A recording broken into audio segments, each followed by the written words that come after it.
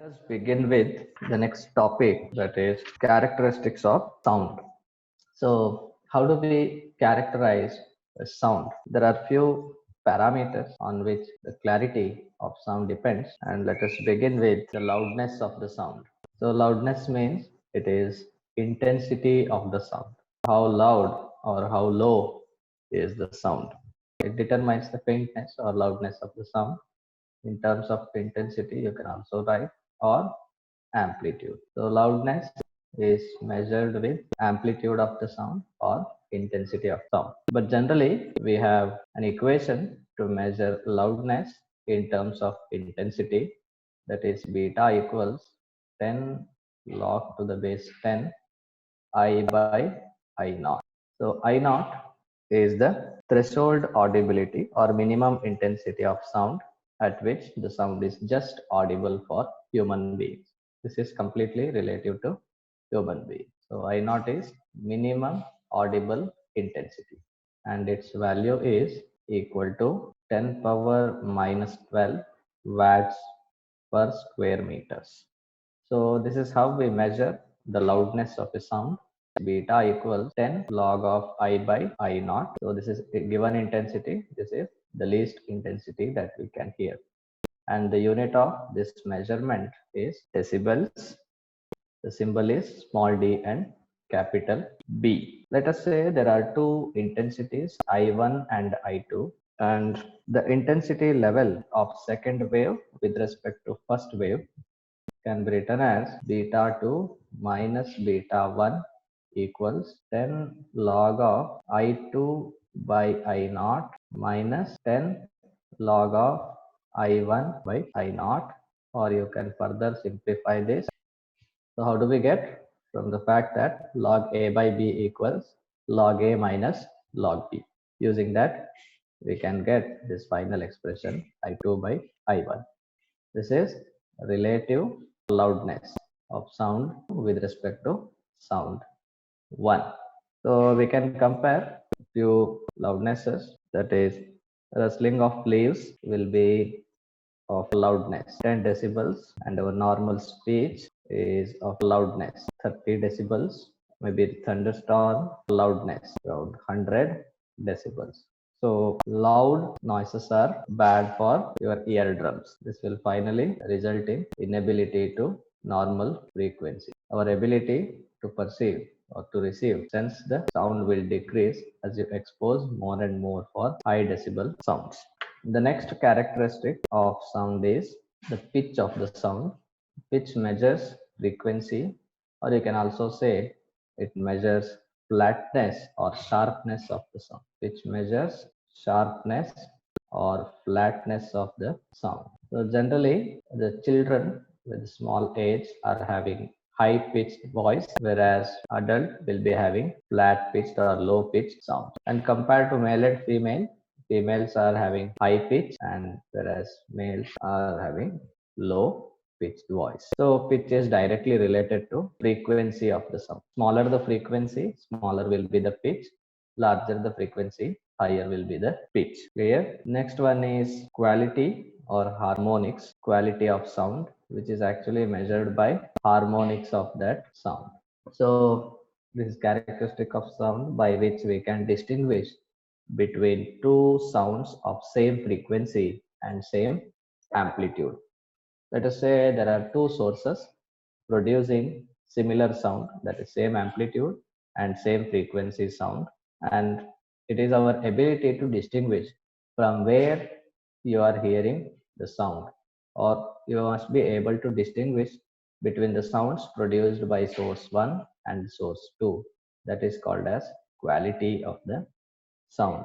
So it actually depends upon the overtones present, the number of or relative intensity of the overtones. Greater the number of overtones or harmonics in a note, the sweet that note appears or that sound appears. So that is the reason why we generally prefer to listen to melodious songs or uh, sound from musical instruments, because they are having large harmonics. There are many overtones present. It will not be like a normal dry sinusoidal curve. A combination of large number of frequencies, that is what makes you to listen to music. The quality of harmonics. There are more and more harmonics. Higher overtones are present. So next one is noise. So noise means anything that is unnecessary sound or unnecessary signal. You might be hearing the background noise of fan here. That is actually noise for you because you don't like.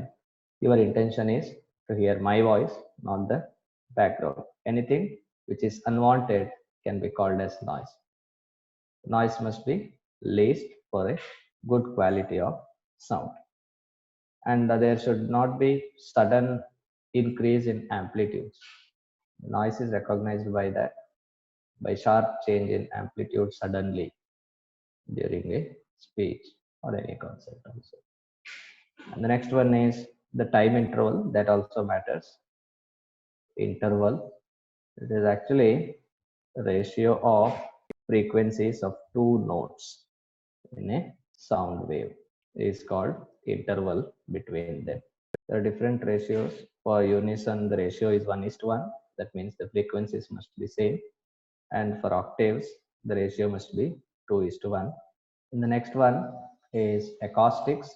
Acoustics means it is a study of propagation, production, and reception of the sound. Under acoustics, you can study different terms like reverberation. Reverberation means prolongation or persistence of sound in a room for a longer time. It's called as reverberation. This reverberation is persistence of the sound or prolongation of the sound. It remains for a longer time.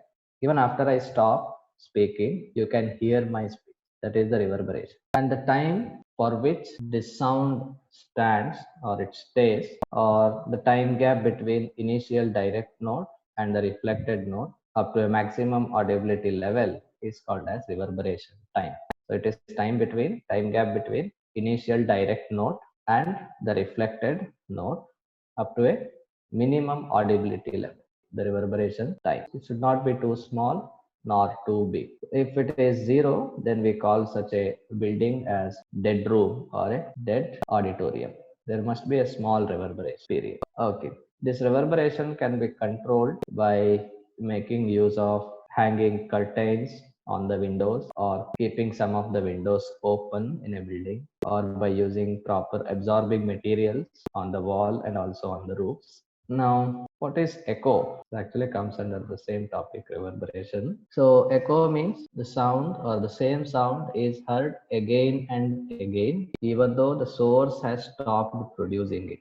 Correct? So it can happen in open space due to persistence of hearing. We can't recognize all types of echo. All the echoes are not recognized. Actually, there is echo in all the sounds, and it is because of our inability to recognize. Our ears can recognize sound if it is detected with a time interval of 1/10 of a second. If it received by the ear in a very next second or 1/10 or less than this time, we can't recognize that sound. If the time between the two signals, that is the actual sound and the reflected sound, is more than 1/10 of a second, that is nothing but 0.1 second. If it is greater than this, we can hear echo formation. So using this fact and also knowing velocity of sound in air to be around 330 meters per second, we can calculate the distance between a reflecting surface and the source of the sound. And that distance can be written as distance by time is velocity. So the distance required can be calculated as the sound has to move towards the reflector and has to return back.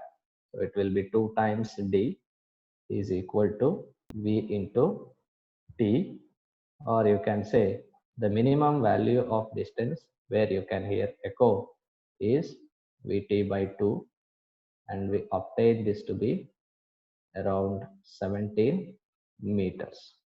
This is the minimum distance between source and the reflecting body. Generally, the reflecting bodies are rigid or denser mediums. You can't hear echo in your room. but you can hear that in an auditorium because the distance from the stage to the last bench will be more than this 17 meters.